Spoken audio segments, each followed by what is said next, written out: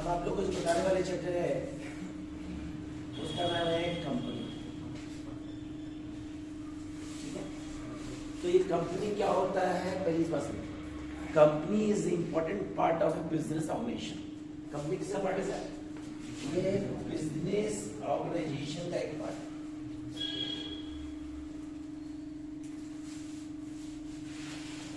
Business organization होता है group of business.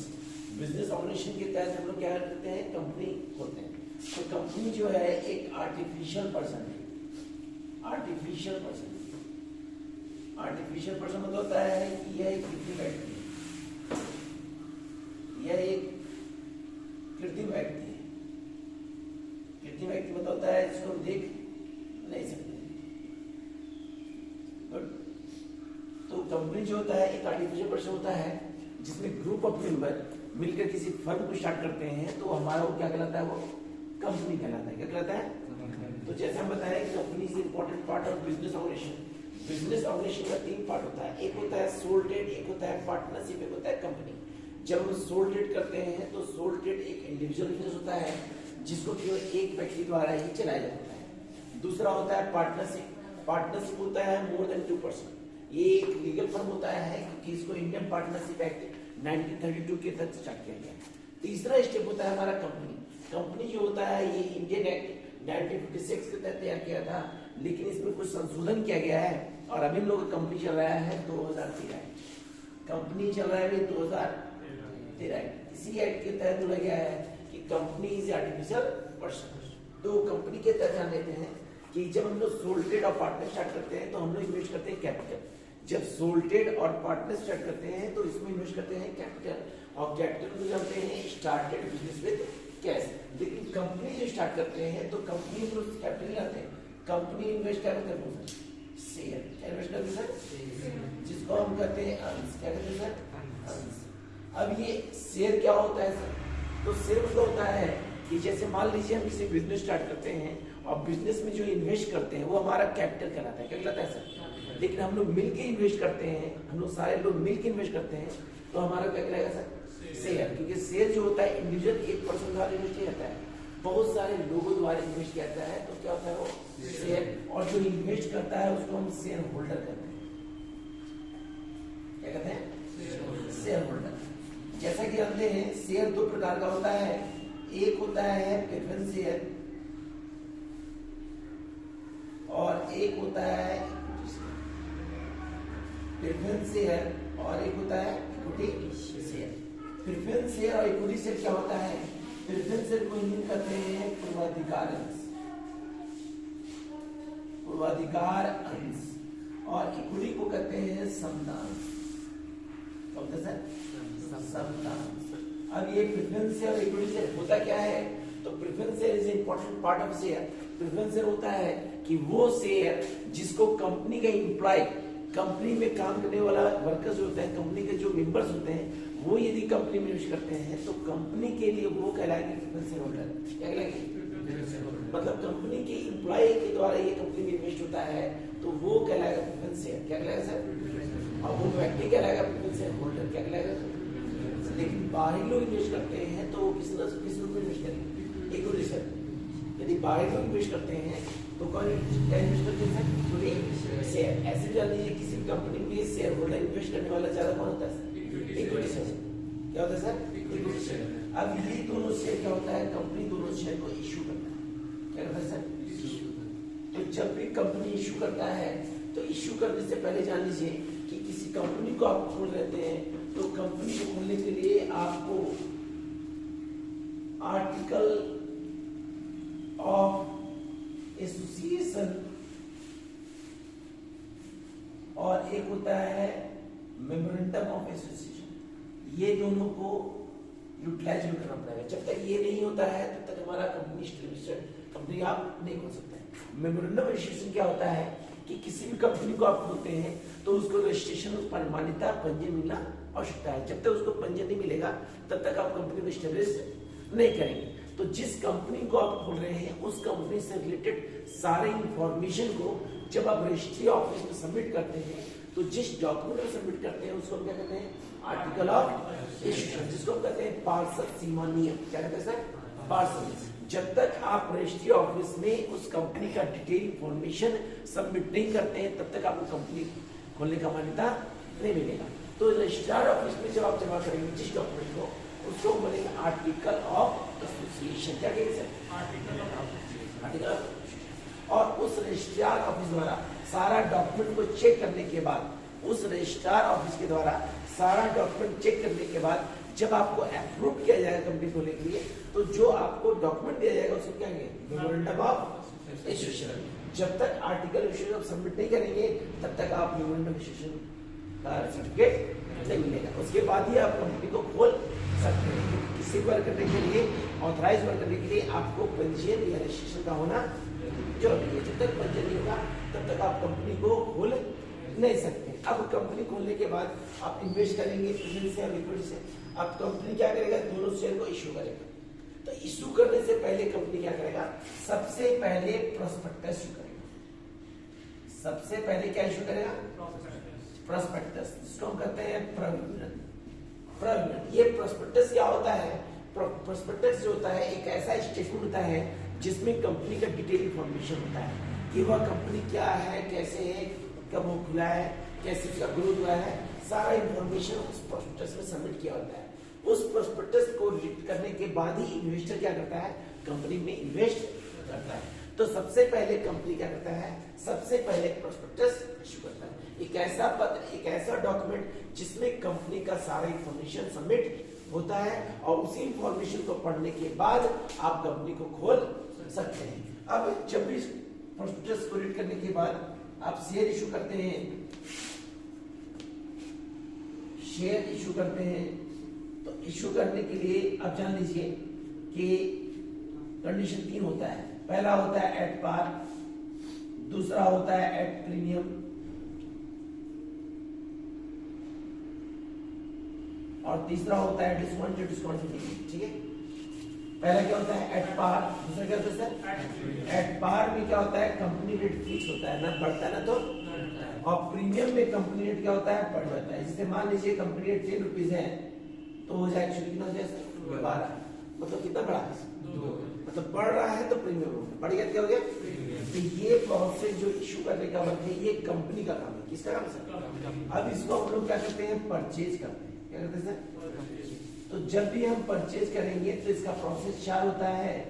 पहला होता है एप्लीकेशन द्वारा, दूसरा होता है अलॉटमेंट द्वारा, तीसरा होता है फर्स्ट कॉल द्वारा, और चौथा होता है फाइनल कॉल द्वारा। ये 4 प्रोसेस होता है जिसको हम कहते हैं आवेदन, आवंटन, प्रथम याचना और अंतिम याचना, जिसको हम सेकेंड कॉल भी कर सकते हैं। बेसिकली इसको जानने से पहले एक बात और जान लीजिए कि कंपनी जो होता है वो 2 प्रकार का होता है।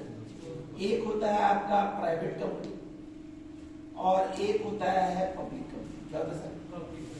तो ये प्राइवेट और पब्लिक कंपनी क्या होता है? प्राइवेट कंपनी होता है जिसमें किसी इंडिविजुअल पर्सन का अधिकार होता है।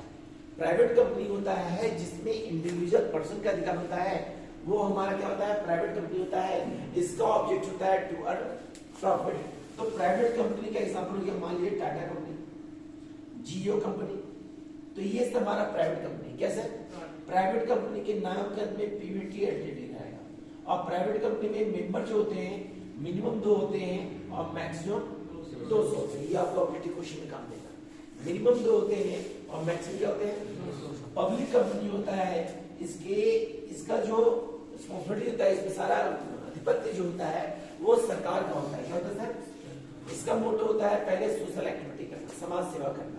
जैसे एनजीओ वर्क को चलता है, बहुत सारा कंपनी चलता है हमारा, और इसमें काम होता है टू अर्न प्रॉफिट। तो इसके तहत हमारा एग्जाम्पल ये बीएसएनएल, क्या एमटीएनएल। जब भी हमारा पब्लिक कंपनी होता है तो इसके नाम के अंदर क्या होता है? इसमें मिनिमम जो मेंबर होते हैं 2 होते हैं और मैक्सिमम जो होते हैं वो अनलिमिटेड होते हैं। क्या होता है सर? ये आपको ऑब्जेक्टिव क्वेश्चन का। तो ये बेसिकली बात है। ये हम जान लीजिए कंपनी में जो बंदा इन्वेस्ट करता है वो शेयर होल्डर कहलाता है।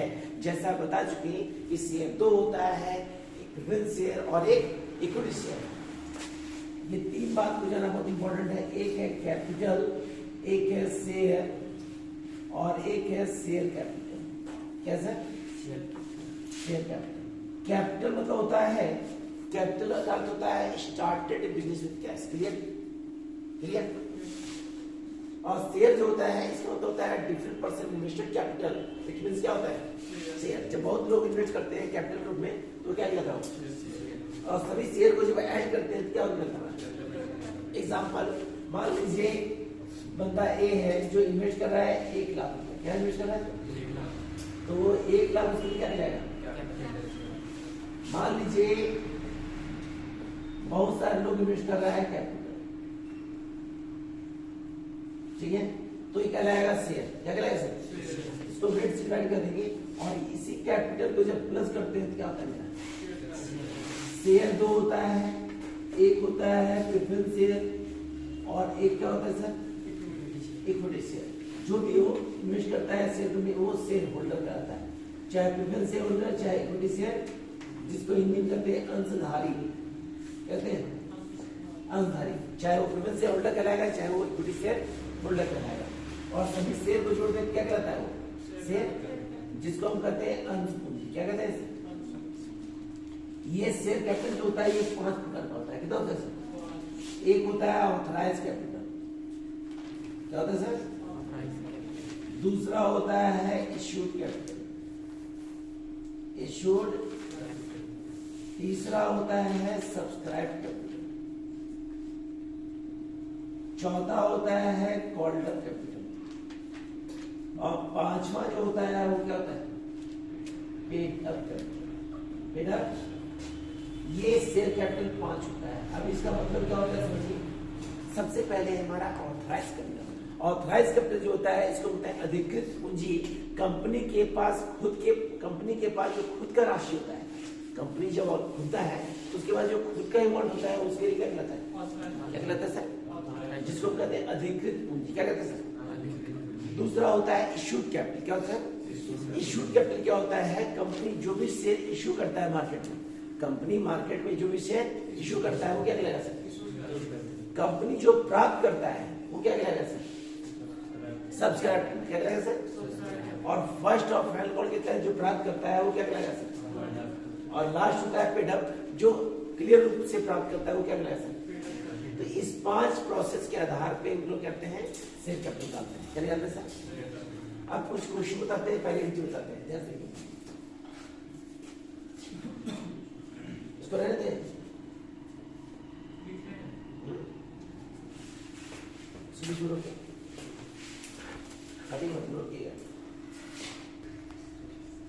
जैसे कि बताए थे कि कंपनी जो होता है उसमें मिनिमम 2 नहीं मिनिमम 7 होता है और मैक्सिमम अनलिमिटेड होता है।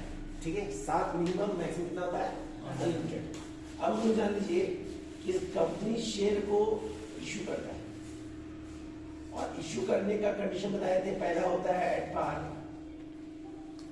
अगला होता है एट प्रीमियम। ठीक है, एट पार में रेट फिक्स होता है और प्रीमियम में रेट क्या होता है? बढ़ जाता है। इश्यू करने के बाद इसको हम लोग परचेज करते हैं और परचेज जो होता है वो प्रोसेस चार्ज होता है। पहला होता है एप्लीकेशन के द्वारा, दूसरा होता है अलॉटमेंट के द्वारा, तीसरा होता है फर्स्ट कॉल के द्वारा और चौथा होता है फाइनल कॉल के द्वारा। ये 4 प्रोसेस में परचेज करते हैं। गुड। एप्लीकेशन जिसको हम आवेदन करते हैं, अलॉटमेंट जिसको हम आवंटन करते हैं, फर्स्ट कॉल जिसको हम प्रथम याचना बोलते हैं और फाइनल कॉल जिसको हम अंतिम याचना करते हैं। तो एप्लीकेशन से परचेज करते हैं तो इसके तहत 2 एंट्री होता है।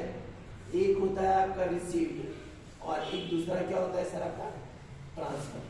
जब अलॉटमेंट करते हैं तो यही प्रोसेस क्या होता है? पहले ट्रांसफर बाद में, जैसे फर्स्ट कॉल करते हैं तो पहले ट्रांसफर बाद में और फाइनल कॉल भी करते हैं तो पहले ट्रांसफर बाद में। मतलब बेसिकली जो एप्लीकेशन का एंट्री करते हैं, जो एप्लीकेशन का एंट्री करते हैं वही इनके अलॉटमेंट होता है, वही फर्स्ट कॉल होता है, वही क्या होता है? Final call. तो एप्लीकेशन में पहला रिसीव होता है, बाद में ट्रांसफर होता है। यही इनकी अपोजिट होता है अलॉटमेंट में और सेम होता है फर्स्ट ऑप्शन क्या होता है? तो जब हम लोग एप्लीकेशन के तहत एंट्री करते हैं तो जैसा कि आप लोगों को याद है कि एप्लीकेशन के तहत रिसीव का एंट्री होता है हमारा bank account debit to equity share application. यदि क्वेश्चन हम लोग का प्रेफरेंशियल होगा तो वहां पे प्रेफरेंशियल यूज करेंगे। गुड। इक्विटी होगा तो इक्विटी। इसका नरेशन आपको पता होना चाहिए। यहां लिखते हैं बीइंग एप्लीकेशन रिसीप्ट। एप्लीकेशन, ये एप्लीकेशन का एंट्री हुआ रिसीप्ट का। अगला करते हैं ट्रांसफर का। और ट्रांसफर का एंट्री होता है equity share application account debit, application account debit to equity share capital account. Narration होगा being transfer to equity share capital account. तो ये हुआ एप्लीकेशन का। अब अलॉटमेंट का करेंगे तो यही उनकी क्या होगा, अपोजिट हो जाएगा।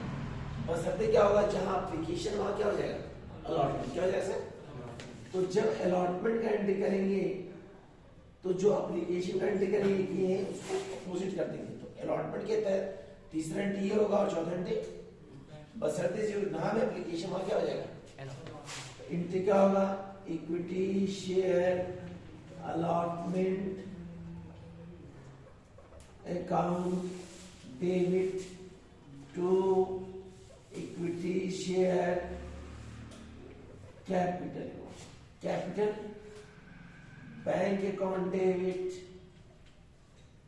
Bank account debit to equity share allotment. Good. जब फर्स्ट को एंट्री करते हैं तो उससे एंट्री होगा, बस नाम चेंज करेंगे।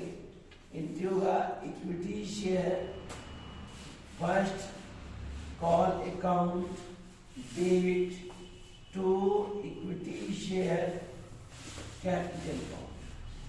अगला एंट्री करेंगे रिसिप्ट का, तो होगा मेरा bank account debit to equity share first call account. जैसे कि अलॉटमेंट एंट्री हुआ था इक्विटी से अलॉटमेंट है, तो क्या हो जाएगा, इक्विटी से फर्स्ट। जब फाइनल कॉल का एंट्री करेंगे, सारे एंट्री को जनरल कॉलम करेंगे, तो करेंगे equity share final call account debit, final call account debit to equity share capital account. Next entry होगा bank account debit to equity share final call account. Narration से होगा जब आपका एक्सपेंसेस क्या हो सर, तो इसका एंट्री होता है issue of share expenses account debit to bank account. इसका नरेशन होगा being expenses amount paid, being expenses amount paid. जब बैंक डेबिट होता है तो वो रिसीव होता है, जब बैंक क्रेडिट होता है क्या होगा, पेड होगा। सारे एंट्री करने के बाद हम बनाते हैं बैंक लीजर। क्या बनाते हैं, बैंक लीजर। तो कॉलम होगा पर्टिकुलर अमाउंट, पर्टिकुलर ऑफ, यहाँ होगा पर्टिकुलर, यहाँ होगा अमाउंट, यहाँ होगा पर्टिकुलर, यहाँ क्या होगा डेबिट में क्यों होता है, क्रेडिट में। अब पूरे एंट्री में बैंक कहाँ का है पुट करेंगे। सबसे पहले हमारा है equity share application, equity share application account. उसके बाद होगा equity share allotment, equity share allotment. अगला होगा equity share first call account, कौन अकाउंट। अगला होगा हमारा equity share final call account, कौन अकाउंट। पुट करने के बाद हमारा एक बैंक क्रेडिट है, बैंक अकाउंट कहाँ का है, बैंक बैंक बैंक, और ये चारों जगह बैंक में क्या है, डेबिट है। यहाँ बैंक क्या है, तो यहाँ हो जाएगा bye issue of share expenses. Put कर देंगे, इसको प्लस करेंगे, ऐड करेंगे, और जो कम होता है उसको लिखेंगे बाय बैलेंस। है ना। इसको बनाने के बाद बनाएंगे बैलेंस शीट। क्या बनाएंगे सर? Balance sheet. तो बैलेंस शीट उदाहरण देख लीजिएगा, यहाँ लिखेंगे as on for the ending year, as on for the ending year column बनाएंगे, यहाँ लिखेंगे हमारा पार्टिकुलर नोट नंबर अमाउंट और यहाँ लिखेंगे पार्टिकुलर, यहाँ लिखेंगे नोट नंबर, ये अमाउंट और ये लिखा होगा। सबसे पहले लिखेंगे equity and liabilities, equity and liabilities. सबसे पहले लिखेंगे ऑथराइज कैपिटल, ऑथराइज कैपिटल जो भी शेयर होगा लिखेंगे, फिर लिखेंगे इशूड कैपिटल, चलो कर देंगे, लिखेंगे इशूड कैपिटल, शेयर लिखेंगे एट द रेट लिखेंगे, इसको ब्लॉक कर देंगे। इशूड के बाद लिखेंगे सब्सक्राइब कैपिटल,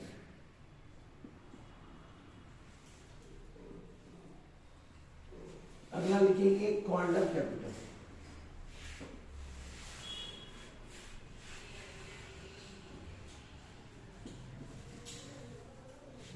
अगला लिखेंगे पेडअप कैपिटल,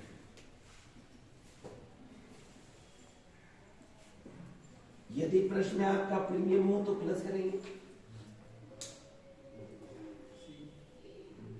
यदि आपका एडवांस हो तो प्लस करेंगे, और यदि आपका एरियर हो तो माइनस करेंगे। ये सारा कैलकुलेशन यहाँ लिखेंगे और ये जो निकलेगा ये कहलाएगा लायबिलिटीज। क्या कहलाएगा? क्या कहलाएगा सर? उसके बाद लिखेंगे यहाँ पे एसेट्स, क्या लिखेंगे? एसेट्स, और एसेट लिखेंगे बैंक, डिस्काउंट ऑन शेयर, ये एक्सपेंसिव लिखते हैं, डिस्काउंट भी होगा, एक्सपेंसेस, इसको प्लस कर देंगे, और ये जो प्रोसेस निकलेगा क्या कहलाएगा? तो ये कंप्लीट बैलेंस शीट का फॉर्मेट है, ये एंट्री है और ये बैंक का लेजर है। अब आपको एक क्वेश्चन बनाते हैं कंप्लीट, ठीक है?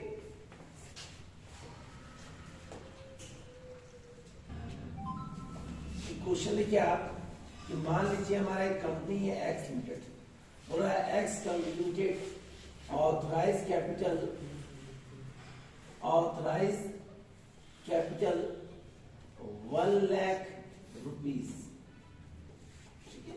1 लाख रुपीज बोला है कि डिवाइडेड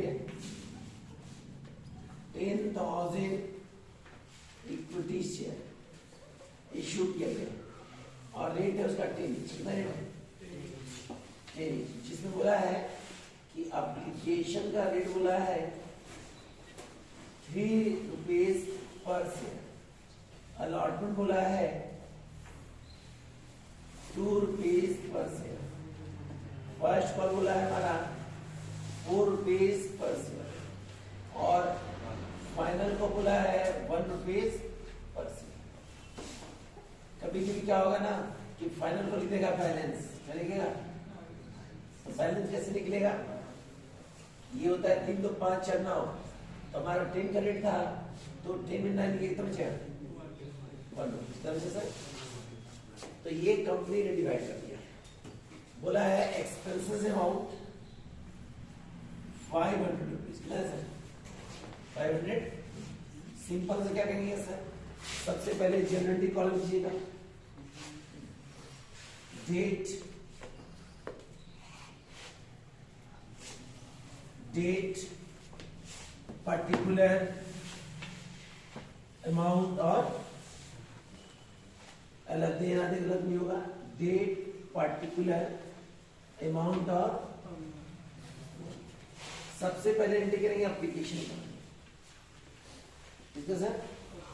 एप्लीकेशन का एंट्री करेंगे, bank account debit to equity share application account. हम लोग जान रहे हैं कि कंपनी शेयर 10,000, कितना है सर? और रेट देखना सर, तो ये होता है 30,000, ये कितना होता है? अगला एंट्री होगा equity share application account debit to equity share capital same amount होगा कितना 30,000 और जब अलॉटमेंट का एंट्री करेंगे तो यही एंट्री अपोजिट होगा एंट्री क्या होगा sir equity share allotment account debit to equity share capital account यहाँ हो जाए हमारा 10,000 इंटू 2 20,000 कितना हो गया सर 20 जब अलॉटमेंट का बैंक एंट्री करेंगे तो क्या करेंगे बताइए इन्होंने बोला bank account debit to equity share allotment कौन सर यहाँ हो गया हमारा 10,000 टू 20,000 और है जब हम करेंगे फर्स्ट कॉलम सर बताइए सर फर्स्ट कॉलम क्या होगा equity share first call account equity share first call account debit equity share capital equity share capital 10,000 into 4 40,000 then 40,000 okay जब फर्स्ट का बैंक करेंगे होगा bank account debit to equity share first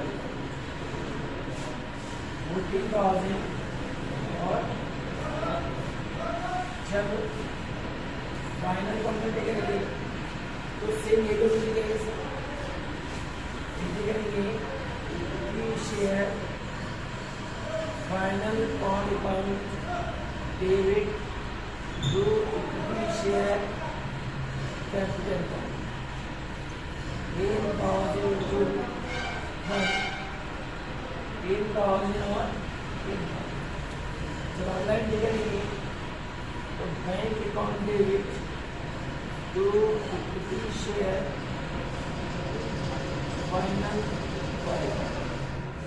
10,000 और तो ये complete entry है इसमें एक एंट्री और करेंगे एक्सपेंसेस का क्या करेंगे सर खर्च का तो खर्च का जो एंट्री होता है वो करेंगे issue of share expenses account debit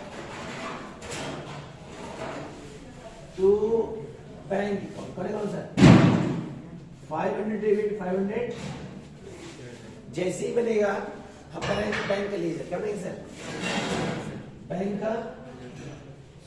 bank account particular amount particular और यहां लिखेंगे पार्टिकुलर अमाउंट पार्टिकुलर और यहां लिखेंगे to equity share application account to equity share allotment account to equity share first call account to equity share final bank debit है यहाँ bank debit है तो बड़ा है इशू ऑफ शेयर एक्सपेंसेस यहाँ होगा आपका 30,000 यहाँ होगा 20,000 40,000 ये यहाँ हो गया आपका 500 लाना है 1 लाख रुपीज लाना है 1 लाख रुपीज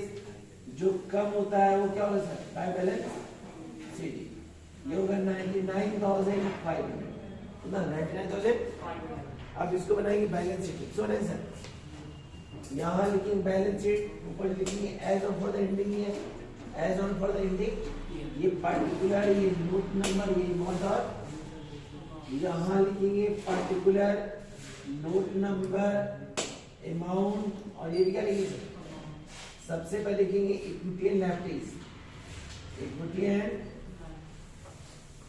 लायबिलिटीज।